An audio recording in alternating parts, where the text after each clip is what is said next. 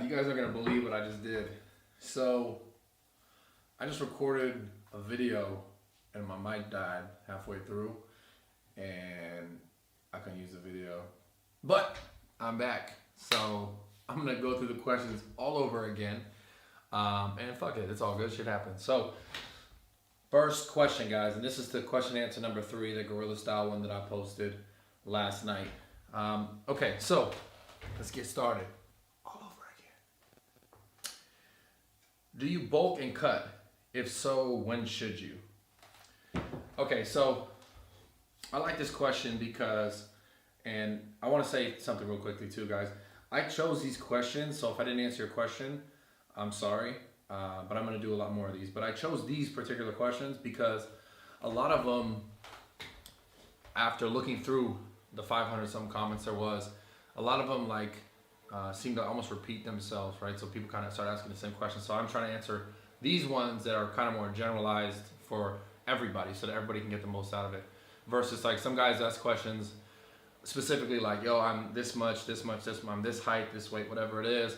And me answering those questions wouldn't make much sense because everyone else would be like, cool, I'm glad Tim got his answer, but what about this idea, right? So some of these questions, guys, like I said, are more generalized and kind of hopefully help most of you guys instead of the minority, right? So first question, do you bulk and cut? If so, when should you? Okay, I myself have done both, right? So when I first started weightlifting, I didn't know as much about nutrition as I did now, obviously. And I didn't know much about my body as I do now, obviously, because I was a beginner. So bulking and cutting, in the beginning, yes. But I did for different reasons because I just had a hard time getting enough food in general, period, because I was still growing, I was getting bigger, I was getting taller, so I just ate as much as I could, whenever I could. But as far as bulking and cutting, I'm not really a big fan of traditional bulking. And when I say traditional bulking, I'm talking about the old mentality, or when people will eat everything and anything just to get calories in so they can put on strength and size. Now, will you put on strength and size? Yes. Will it be sloppy? I don't know. It depends on the person. So I've always, now that I've gotten older, I've gotten on the side of, let me kind of eat clean most of the time, cheat, on the weekends here or there, or if you follow me on Snapchat every day. I'm just kidding. But what I'm trying to tell you guys is bulking and cutting. I don't like to think of my diet or dieting or, if I'm bulking, I don't like to think in terms of bulking and cutting. I like to think in terms of like, how do I feel, right? So for example, I know there'll be days when like I know I'm gonna squat heavy the next day and I'll eat, pizza and In-N-Out and Chipotle. Not that I don't eat all the time anyways, but I'll eat a little bit more knowing that I'm gonna do a heavier routine the next day. And I've noticed it would help me, right? So bulking and cutting, not a fan, but I do like to clean bulk, meaning I'm picking my battles. So I'm choosing when I'm gonna eat, a little bit of extra shit prior to a workout or the day before a workout. So yeah, don't get caught up so much so in like all these different types of dieting. Just my best advice, because everybody's different, eat what makes you feel optimal. Eat what makes you feel the best in the gym, the best outside of the gym, what helps you get the most sleep, whatever it is, eat what makes you feel the bbest, right?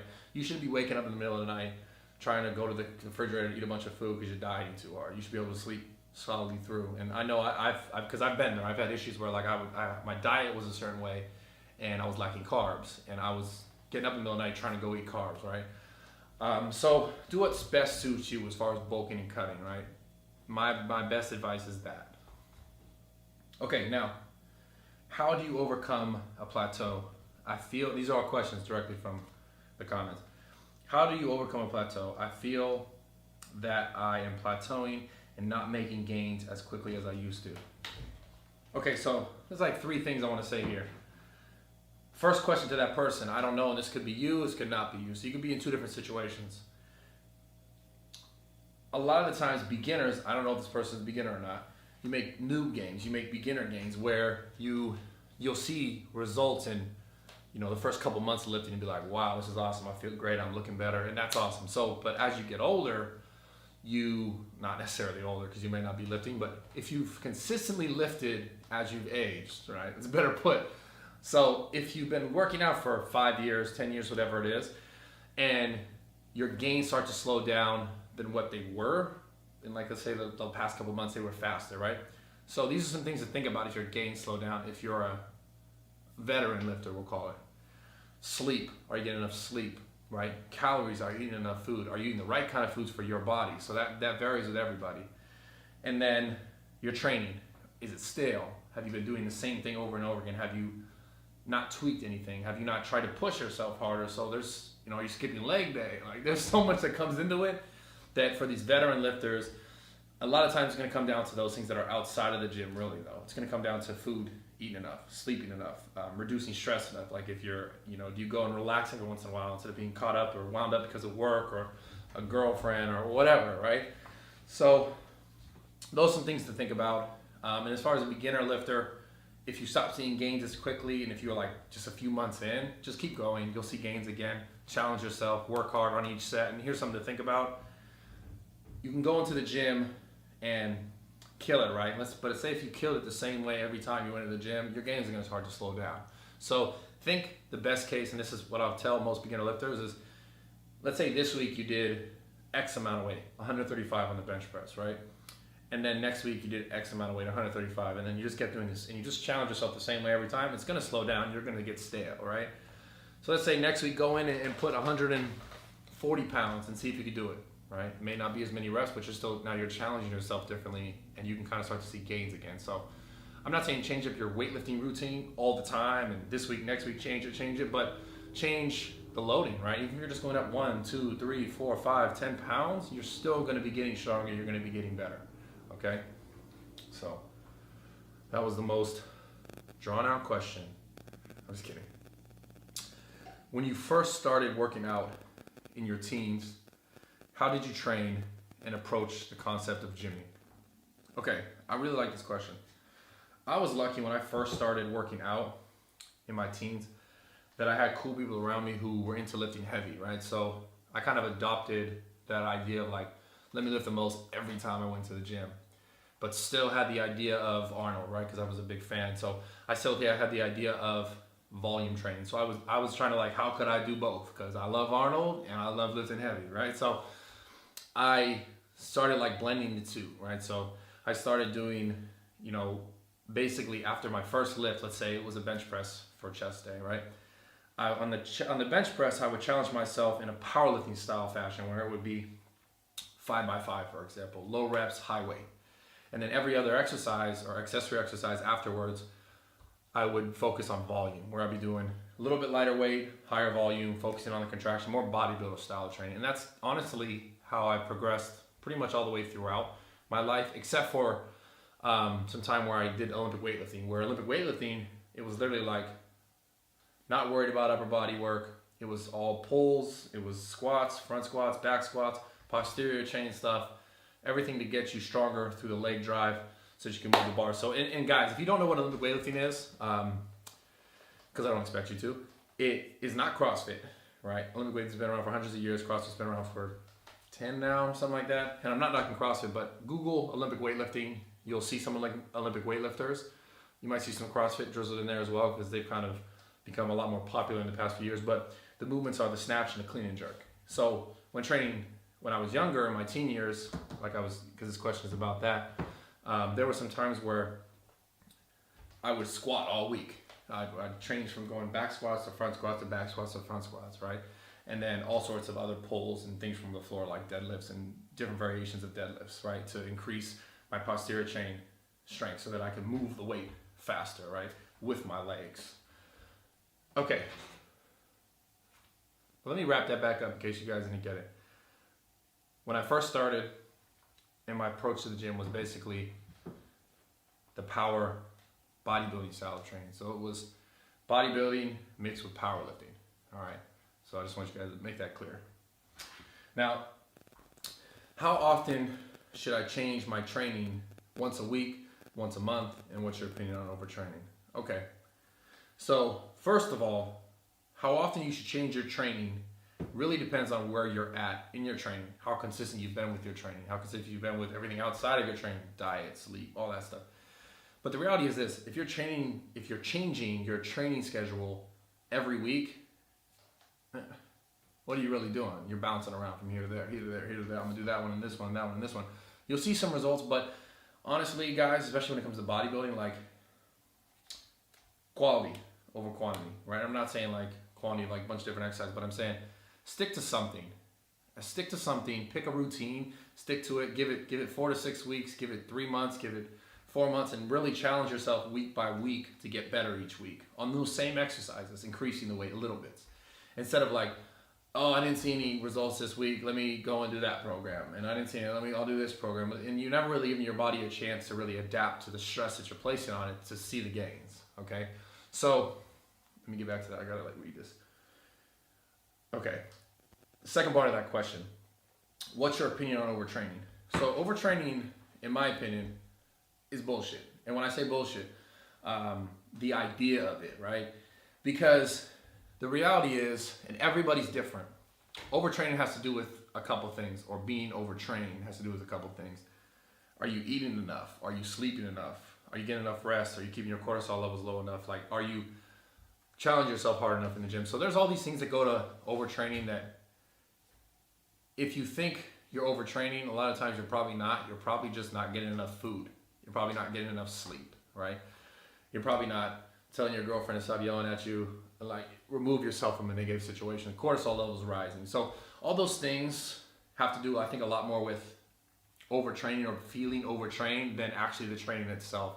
I think you can go hard in the gym, you can work out the same body part multiple times, not every day. Don't skip other body parts, but you can kind of work on your weak points more than often, I think, in some cases, and for most people, right? Again, it varies for everyone, so don't take my word as stone, right? But it's gonna have to do with, seriously, like, are you getting enough food? Are you getting enough sleep?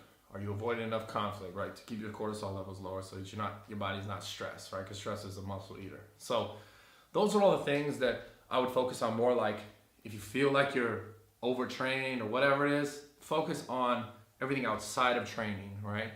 And see if those things in your life are right and that are helping you like be optimal in the gym, right?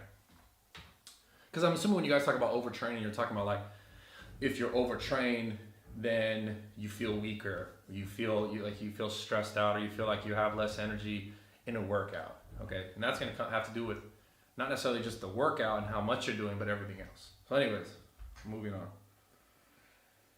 Do you do any shoulder mobility exercises / stretches for posture and or mobility work in general? How important do you think it is to do these? Okay, so I posted a video about a week ago, called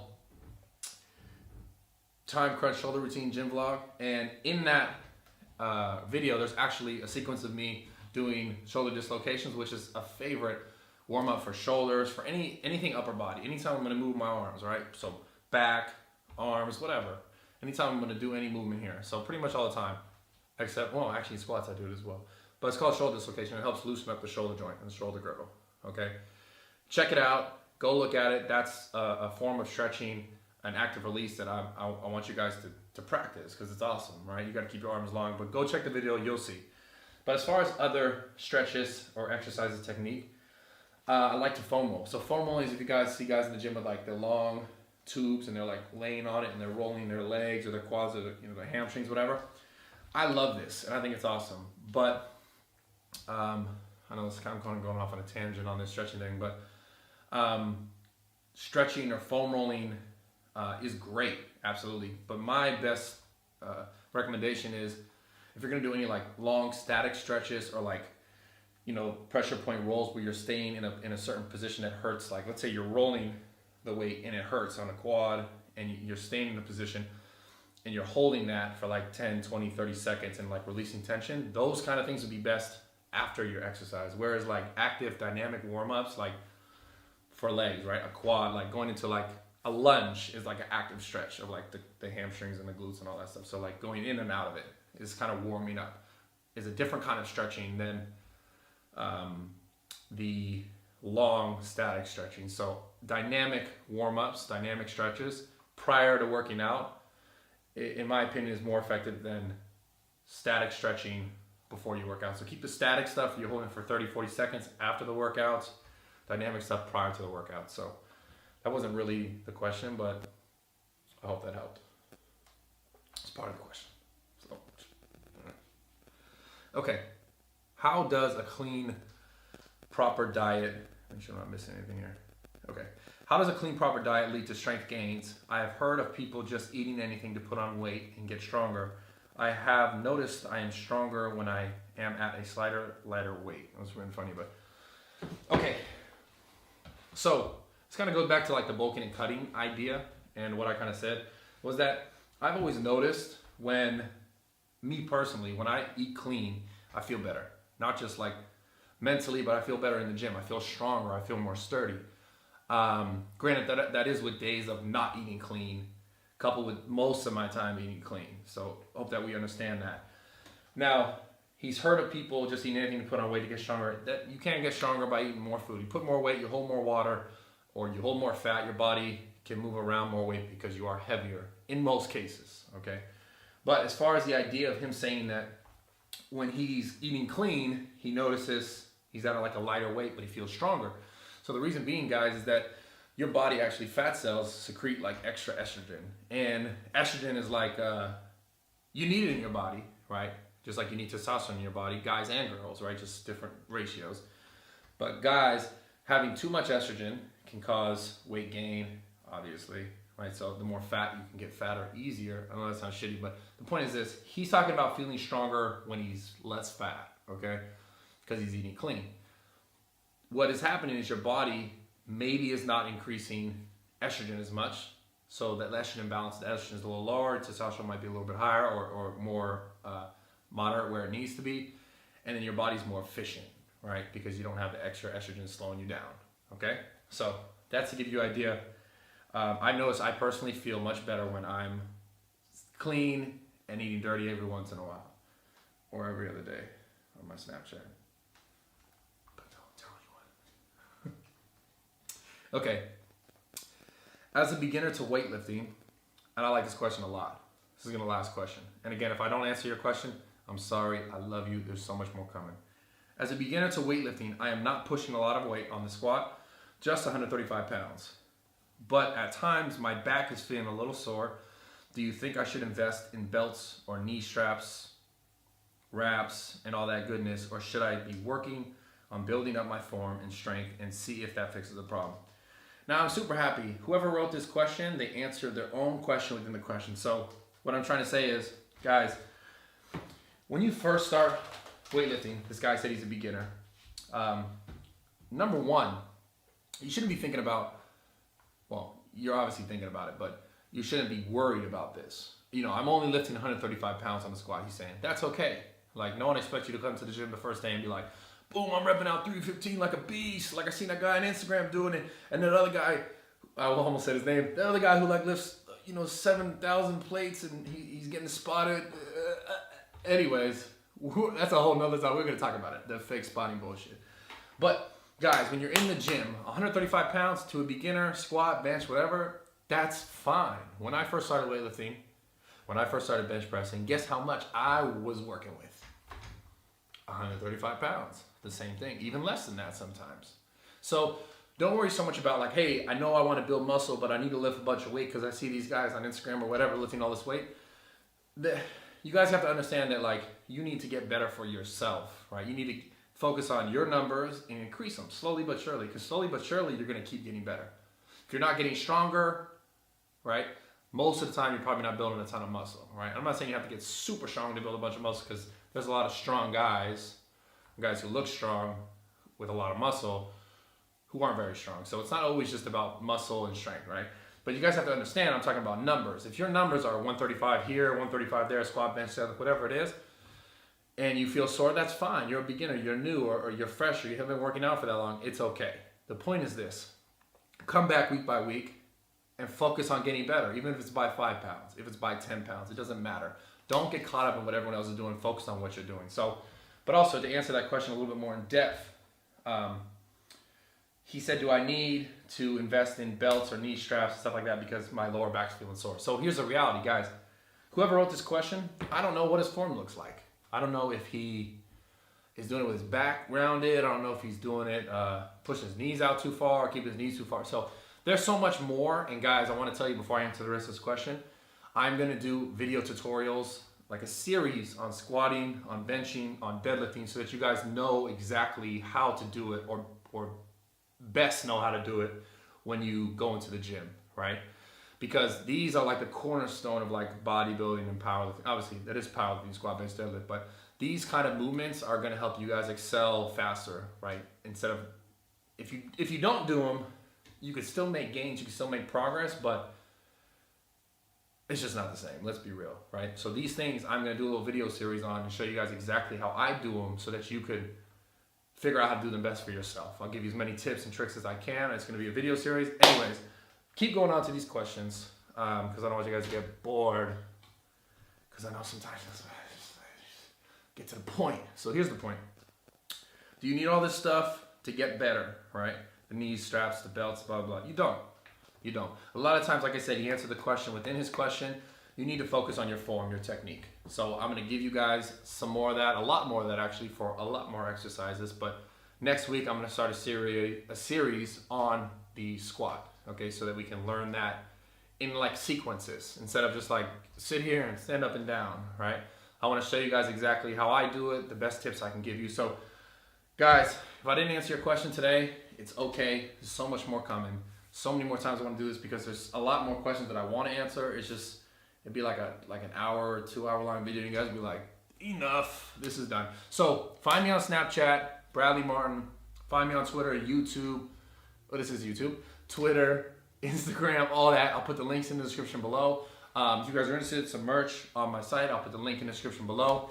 And let's get better together, guys. So much more coming soon. I don't always say that, and that kind of sounds funny, because some guy called me out in the video. He was like, yo, you always say so much more coming soon. Just post this shit. So, you got me. But I'm going to do this. So next week, I'm going to start a squat series. And Friday, it may not be Friday, because I got to talk to my guy about that. But I have a cool leg routine video that I'm going to be putting up. It might come out on Monday. So look for the squat sequence on Wednesday. And yeah, so much more coming soon, guys. I said it again. I don't even care. See you guys soon. Tweet me. Let's go. And, oh wait, one more thing. Hold on a second. Bam, come here. Okay. All right. Oh my gosh. Oh my gosh, it's your dog. It's Bam. I just want to show Bam to you guys. Bam, how old are you now? Oh, you were just talking a whole bunch earlier, but now you're not talking about. So she's almost 15 weeks, I think it is, or 12 or 13, somewhere in there. Her name is Bam. She's a beautiful pit bull. If you guys ask, and you see her on Snapchat or Instagram, whatever, she's a pit bull. And she got green eyes, and she loves you. So, Bam, tell me you love him. No? Okay. Did you eat? You want to go eat? Let's go eat. All right. See you guys soon. You better not potty.